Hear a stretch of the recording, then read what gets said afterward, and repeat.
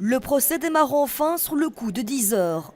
Sur le banc des accusés, 6 membres du CAS, le comité de soutien et d'action des sans-papiers, accusés de rébellion par 3 policiers en 2009. À l'extérieur de la salle, tout est revenu à la normale. Pourtant, des membres du public venus soutenir les inculpés se plaignent à nouveau du dispositif policier ce matin. Les barrières nadar que vous voyez, j'imagine encore ici derrière, étaient refermées avec un nombre important de policiers, les colsons dans la poche, qui filtraient l'entrée et qui décidaient eux-mêmes du nombre de places à l'intérieur, ce qui était en contradiction avec les places réelles à l'intérieur.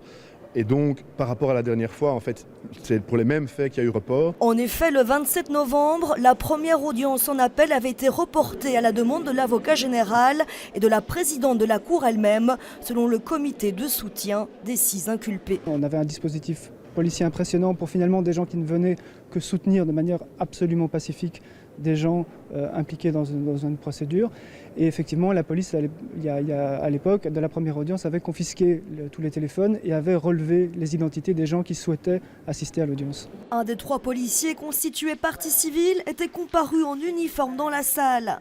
Des problèmes de procédure qui témoignent d'un climat d'intimidation à l'égard des activistes, selon leurs défenseurs, à l'origine même du procès.